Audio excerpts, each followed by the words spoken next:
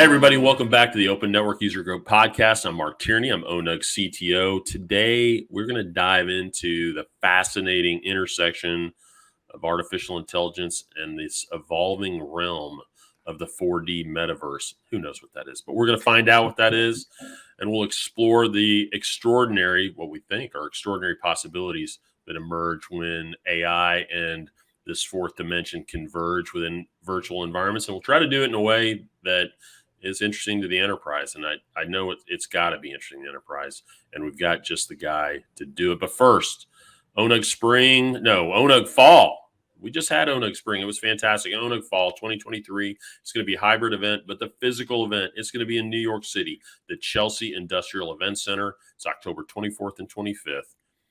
Come join us. Come join the ONUG community of Global 2000 companies, tech execs, enterprise architects, infrastructure engineers, cloud providers, thought leaders as we discuss and demonstrate the tenets of enterprise cloud, networking, security, policy. Come on, policy is hot right now. The list goes on. Go to onug.net to register for the event today. Use a promo code ONUG Podcast, and we give you a 20% discount to save a truckload of cash. Don't forget to share, like, subscribe to the ONUG Podcast. Tell your friends and tell your enemies. Let's go.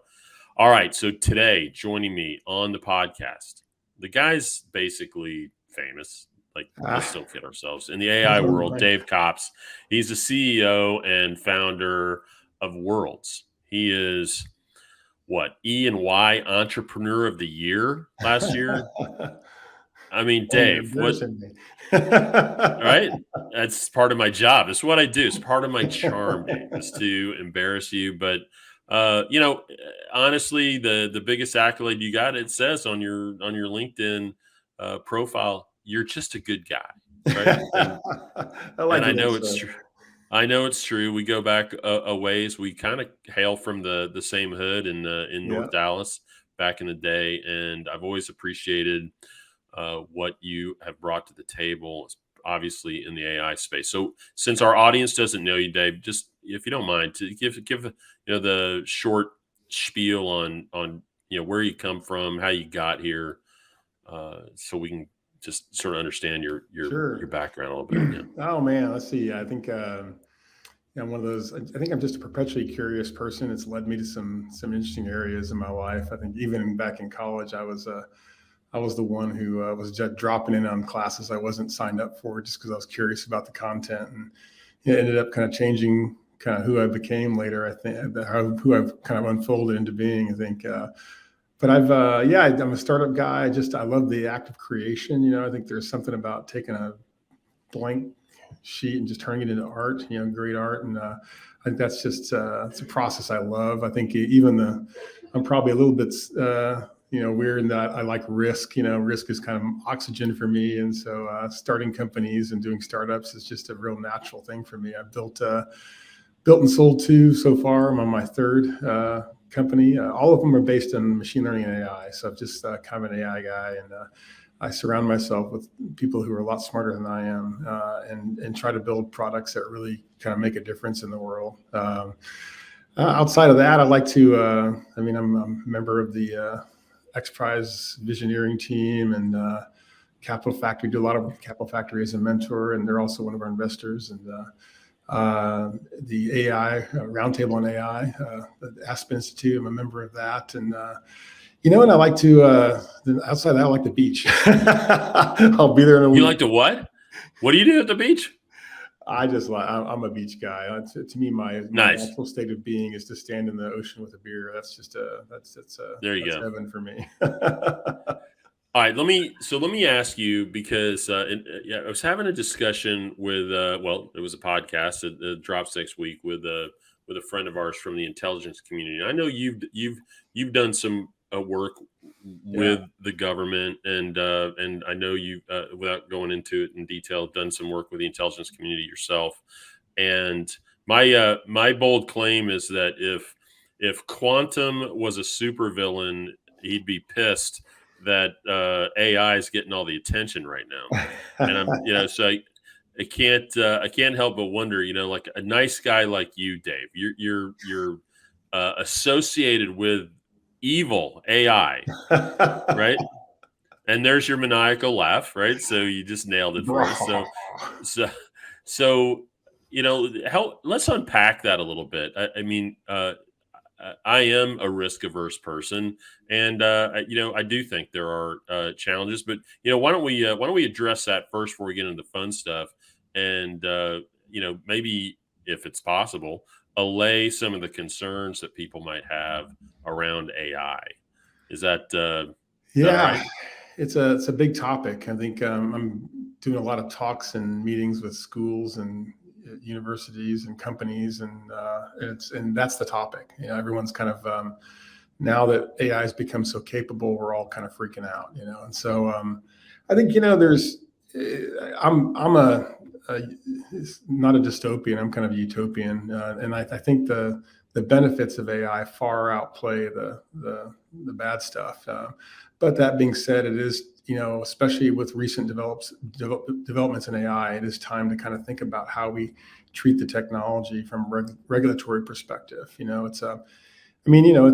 I personally think it's more powerful than nuclear weapons. And so it's something we have to pay attention to. It's one of the things that happens when you get in a race, right? We're in an AI race right now, and when you get in a race, you pay less attention to what you should be doing and more attention to being first. And that's what's kind of happening right now. I do like how OpenAI they've gone to Congress and said we need regulation. I think if the industry takes it on before it gets to Congress, we'll be fine. But it needs to be something that's international too. We need to start here in the U.S., but I think outside of that, we need to eventually have international AI policies, and just like we have international nuclear policies. So I think it's going to be something we're going to have to deal with. It's not a question. Well, and that I love that. I love that comparison because I suppose some would argue that, hey, yeah, we got international policies, not everybody follows them, but Mhm. it doesn't mean you shouldn't have them. It shouldn't mean you shouldn't be projecting them and holding the mirror up and trying to hold each other accountable, right?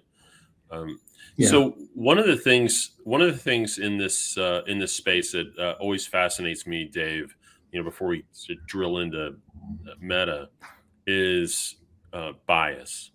And Mhm. you and I have talked about this in the past on other shows. And AI bias is clearly an important aspect of how we evolve the technology, uh, and how that technology interacts with us. And my feeling's always been that not all biases are created equal, right? Like, maybe the bias of an AI system run by nice people versus the bias of AI systems that, Yeah. maybe, they don't get fed every day and they get Yeah. angry. And whatever that looks like, or whatever the equivalent is of that, mean dog metaphor, it's true, right? I mean, is it fair to Yeah. say that bias matters and how we develop these systems matter?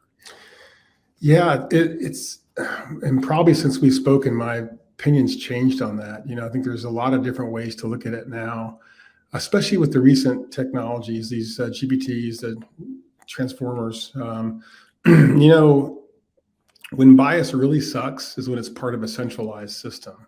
So when you have a centralized AI, whether it's Google or Facebook or something like that, and the AI is centralized, then any sort of bias is multiplied, by millions and millions and millions of people. And so bias can be very, very damaging. I'm hopeful that where AI is headed is more to the edge, so I think, so we for a long time we've been kind of trained on, I think, the whole big data era. We're leaving that now. So it's official. We're leaving the big Is data. that right? We're Yeah. officially don't care about big data anymore. Well, we do because we need data, but the real thing is it's not about big data anymore. It's about big compute. So we're going to be moving. This is kind of what transformers have brought us, right? So instead of searching and finding, and curating the web, we're all going to be creators. So now that we have the knowledge of the web at our fingertips, we can create anything, whether it's text or video or pictures, whatever we want. We're going to go from searchers to builders, from closed systems to open systems, and from centralized authorities, like the big internet companies, down to power at the edge. And I think that's going to change a lot of things.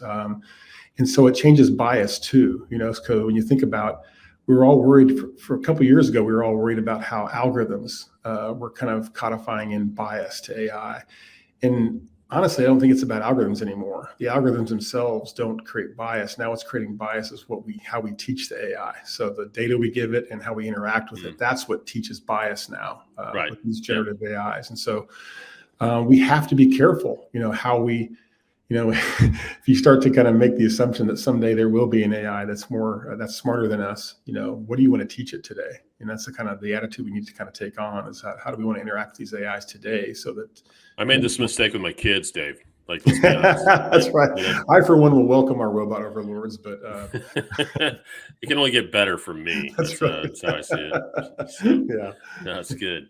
All right, perfect. So that's a good backdrop then to get into the fun part, like where we're going and where organizations like yours are taking us. I don't know. Are you taking us there, or is the technology taking us there? I mean, maybe we can peel the onion back on that a little bit. But you're pushing this concept further of a metaverse. I mean, it's not a new term, but it's it's relatively new in tech dog years. So what is the metaverse, and what is the 4D metaverse from your perspective? Well, maybe the distinction I'll make is between the metaverse and the industrial metaverse. So metaverse today, what people know is, it's Fortnite and Roblox and all those things. These are virtual worlds that have no connection to the real world, but it's a place you go for entertainment, or to collaborate, or to play games, or to see concerts and things like that. So eventually that metaverse will be connected. It's not today, but eventually you buy something in Fortnite and it'll show up in Roblox, and things like that. So it's an important evolution, I think, for sure. Where we're focused is more on what we call the industrial metaverse, and that's different from the metaverse, because the industrial metaverse is actually, we make it up of live digital twins of real world places. So when we create a live digital twin of something, it's of a real world location, something that exists in space and time today. We create a digital twin, a live digital twin of that location. So someone walks in the front door in real life, you see that person walking in the front door in the digital twin. And so the reason that's important is we give companies the ability to kind of measure their physical environments in ways they could never do before. So by turning their physical environment, like their manufacturing facility, into a live digital twin, now we can measure everything, processes and activities, and understanding when critical variations might happen that could cause a disruption in their workflow. And eventually being able to predict those things, to predict those critical variations and prevent the disruption. So that's kind of where we're focused. So essentially, it's bringing AI into the real world. So how can we bring more AI into the real world, bring more automation into the real world, so we don't have to work so hard? So it's an interesting perspective. Let me ask a question. It may not be relevant, but I want to make sure I understand it. When we're creating digital twins, and we talk about the real world lives in some different dimensions, probably a poor use of terms, but things can be normal. So we consider normal size. Things can be extraordinarily large. Things can be extraordinarily small. Is that something that you take into account? Are there digital twins of things that live on different scales? And I'm thinking of things like, I don't know, circuit boards and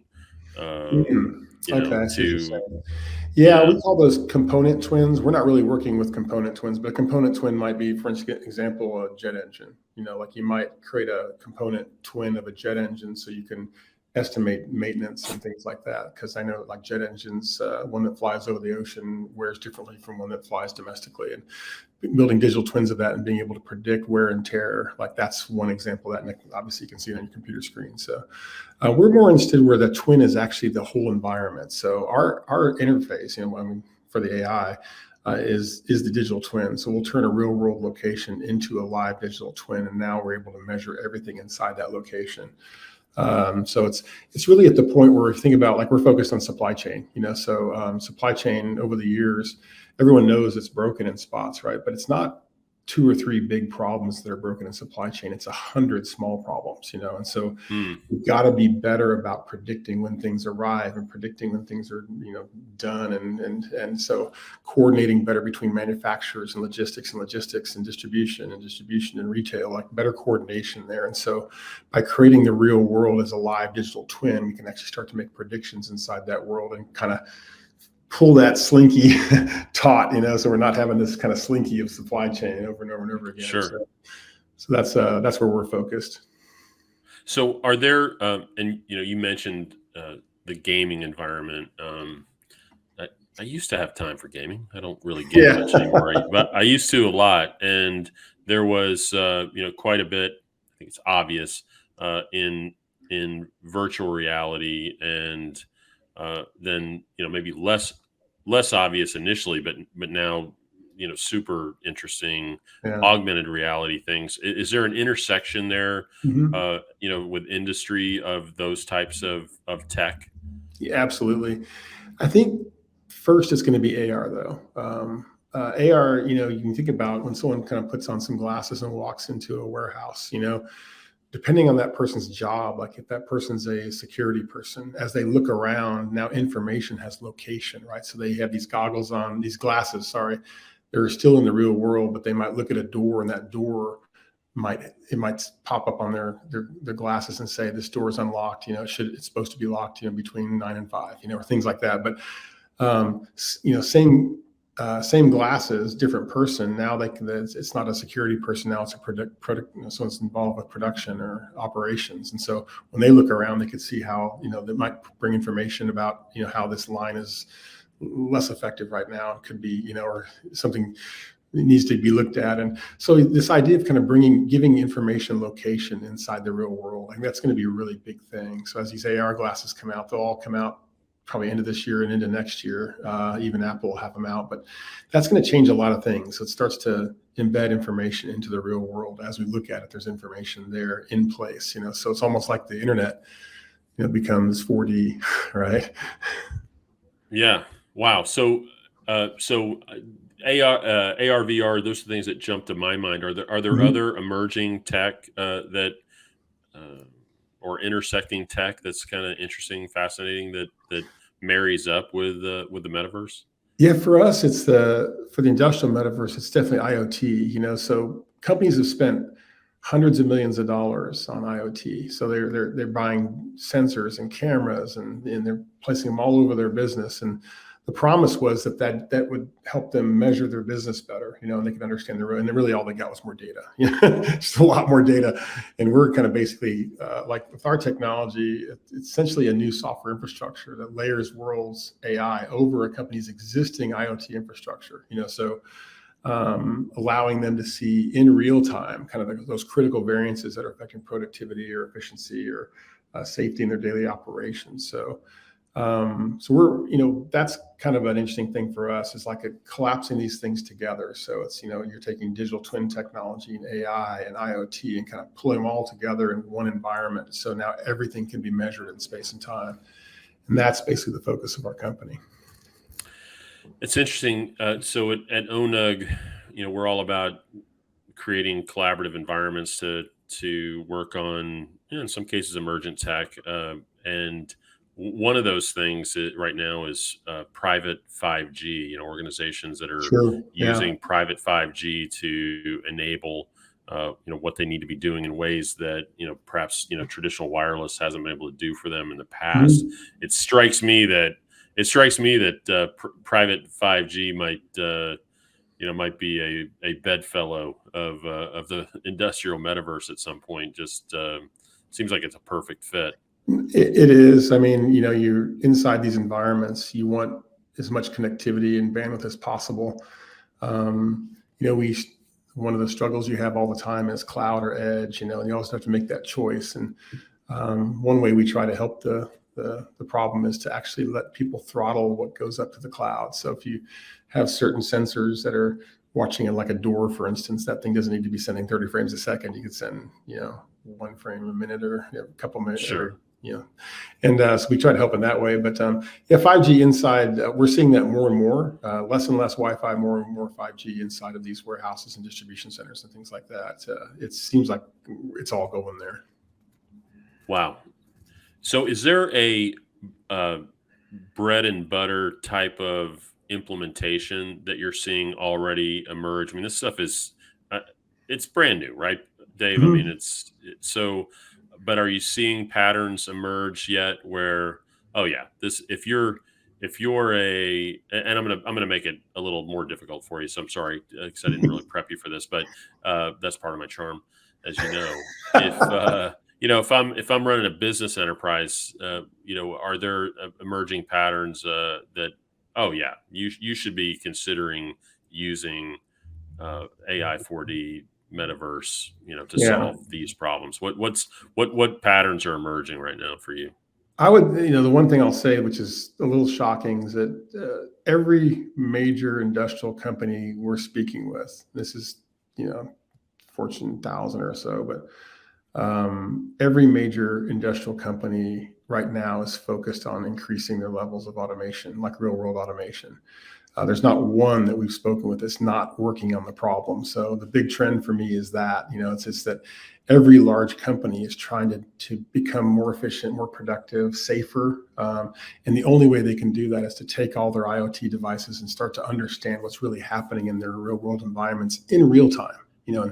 So I think that's the key for us, is like, how do you create a live digital twin in real time, so that when there's a problem happening, you can alert in the real world in real time. And that's kind of the real big differentiator for us. But I think the biggest trend we're seeing is that it's embedding more and more AI based automation into our real world lives and real world activities, whether it's in companies or in person. For us as consumers, we're seeing more and more automation with AI.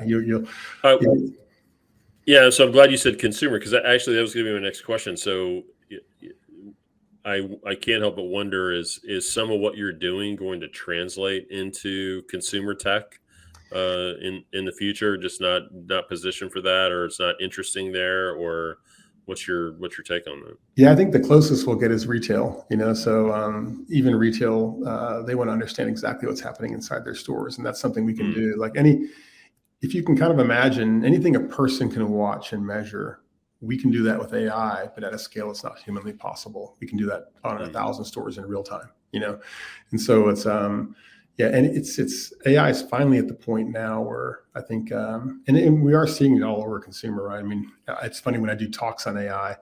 The first question I'll ask is, who trusts AI? Like, nobody raises their hand. And then I'll ask them who uses, Siri or Alexa or Maps or things like that, and everybody raises their hand. So it's basically everybody uses AI every day, but we don't trust it. So it's Just because there are overlords, Dave, doesn't mean we have to trust them. Okay, like, come on, buddy. Like, that's just yeah. the reality of it. Well, and That's great. it is harder now too. I'll tell you. So there were some big changes that happened in AI recently, right? And reinforcement learning a few years ago. And so we are going to go through this evolution of trust with AI. Everybody says, oh, it has to be explainable AI and all this kind of stuff. I just roll my eyes because, we passed that time.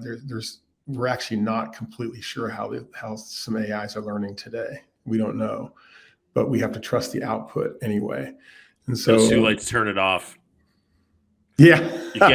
You can't turn Skynet off now. It's too late. No, and I think that effort where everyone's saying we got to stop development on AI, that was just kind of silly. That's not going to happen. I mean, there are anecdotally, I mean, there are some creepy stories out there, right? Where I don't know I can't remember, was it Google or Facebook? Had AI systems decided they didn't like the language they communicated with each other, and they invented their own or made a new something like language. Yeah. that, right? Yeah, Kind of that's what we're creepy. dealing with. I mean, with reinforcement learning, training data is no longer required. So AIs can learn by experience just like we do, but at a scale that's crazy impossible for people. So, and the more it evolves that way, the more we're on this accelerated path of not really knowing how they're learning. That's the scary part, right? You probably heard the story about AlphaGo. That it's a board game that it's very complex. It has, I think, the larger board has more potential moves than there are atoms in the universe. And basically, Google's AlphaGo was trained itself by just playing itself in a game, played itself in the game 2,000 times in several days, and became better than the top Go player in the world after 1,500 years of evolution. So we're at that point now where AIs are learning on their own, and we don't always know how they're learning right now. Wow. Okay. Creepy. I love it though. I love creepy. Okay, so I can't have one of these discussions without talking about security, like at a systems level, like system security. So, what is happening at that or from that point of view? I mean, no enterprise is pulling in any solution without a really strong security story. So, what is the security story around these types of tech? AI is absolutely the future of security and cyber and all that stuff. I mean, we're not far away from where it's really, the bad actor's AI against our AI. And so the bad actor's AI will poke your network and look for how it reacts and learn from that and develop a response or an attack. And we're looking at how it's poking and trying to understand how it's going to learn. It's going to just cat and mouse, and so I think that's absolutely happening. That is what's next for cyber. It's the bigger picture is, and this incorporates trust and everything, is that we are the first species, when you think about it, that's ever had to consider co-evolving with a technology. So we're not, like, AI is not a tool anymore. You don't have to push a button or a lever to have it do something now. AI is becoming infrastructure. So literally every part of every business will have a foundation in AI. And so that's kind of, the shocking thing. Just in the next year, you're going to see every company having their own GPT, right? Their generalized featuring transformer, but it's just, we're at a point now where I think it's not about the algorithm you write, it's about how it learns, and studying AI in the wild, almost like doing anthropology with AI, right? We're going to be watching it in the wild and understanding what that AI can do by studying its output, not the input. So, so I saw a meme literally yesterday, and it basically was, the future of job interviews, and the interviewers asking a question: What can you do that Chat GPT can't? Yeah. And so let's talk about the trough of despair, Matt. Like you're the utopian to my dystopian. So which I love about us, by the way, and always have. There is going to be a trough of despair, though, Dave. Right? I mean, there's going to be gaps that are going to happen. My concern about AI has always been, can we close the gap? Can we fill in the trough of despair fast enough? It just seems like, because of the accelerated sort of geometric rate at which it's now coming on, are we going to be able to adjust? I mean, you said species, so I'm going to say species. I mean, can we adjust as a species fast enough to fill the gaps, find new things to do quickly enough? No. Yeah. So there's this concept of doubling, right? Like you take a piece of paper and you double it, I think 8 folds, it's an inch thick. But you fold it 24 times, it's a mile high, right? 40 times it goes to the moon, 50 times to the sun, 51 times sun and back. So the whole point of this idea of doubling is that in the latter stages of doubling, the change is exponential. What's possible goes exponential. And we are now in the 34th fold in computing. So every year and a half, depending on the technology, some are doubling every 6 months, some are doubling every 18 months or 24 months, but let's say 18 months on average. Every 18 months,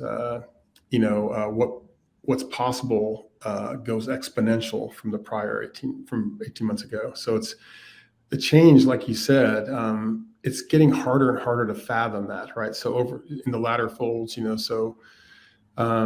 like it's the answer to the question, why are things moving so fast now? This is the answer, so when it comes to compute, we're doubling now every 18 months, and it's creating an environment where the change that's possible now is hard for us to fathom, and that's going to continue to accelerate. So you're right.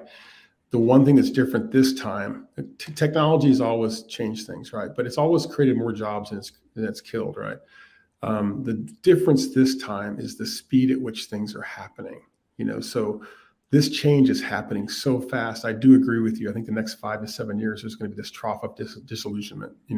Yeah. But And I would say, I would argue, feel free to disagree. It's not just, I mean, typically if we have a, fundamental, step function shift in tech, it tends to hit one area or another. And it just feels like what's another aspect of AI that's different is yeah, it's going to hit so many verticals in so many ways.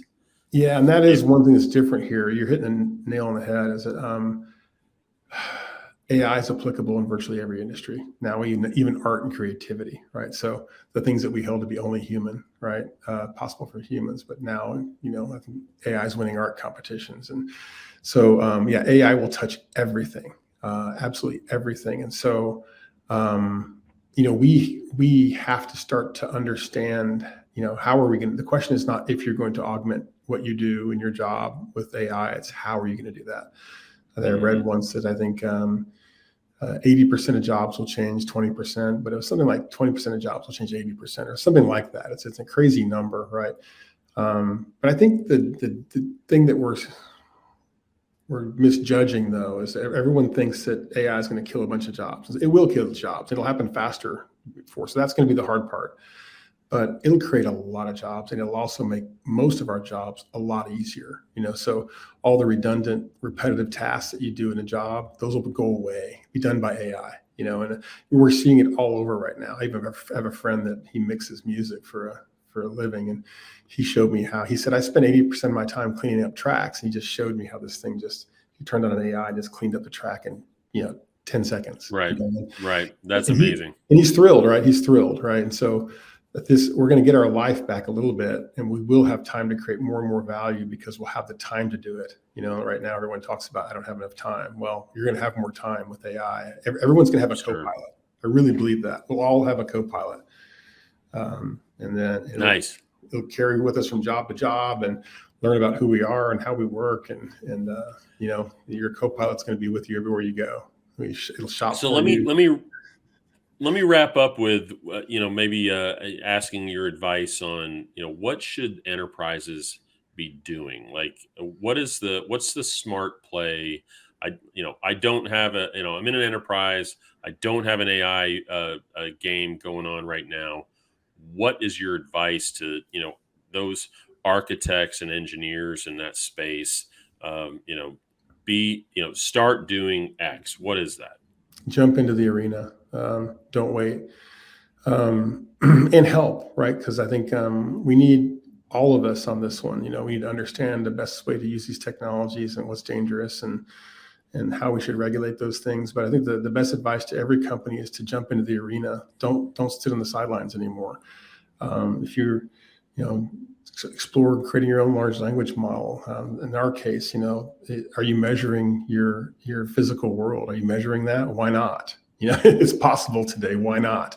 The upside on AI is so huge, and it's not about replacing jobs or replacing people. What's going to happen now is the companies that choose to augment their businesses and their people with AI will replace the companies that don't. That's the replacement. Like to say it's not about replacement, but about replacement. Having people do hopefully jobs that are much more meaningful. And the ones that go away will be the ones that should go away. They're the ones that make us act like machines. So, but I think the advice is don't wait, don't sit on the sideline, jump into the arena and get busy with it. Because the other thing about all these new AIs, especially the new AIs, right, is that you learn a little Python, you can create anything in the world. I mean. I'm not saying that programming is going away. It's not. It'll never go away completely, but it's going to be drastically affected. So who can code what is going to change dramatically here in the next several months to a couple of years. And so it's not about, do you have the people to do it? You can find the people, you can train the people to do it. Jump into the arena and start making a difference and watch what happens. I mean, there's no downside. It's all upside. It's a upside to what's possible. That's great advice. I appreciate that. So today we had Dave Copsey, CEO and founder of Worlds, he's just been a leader in AI forever. Dave, thank you so much for being with us today, man. I appreciate it. Good to see you again, Mark.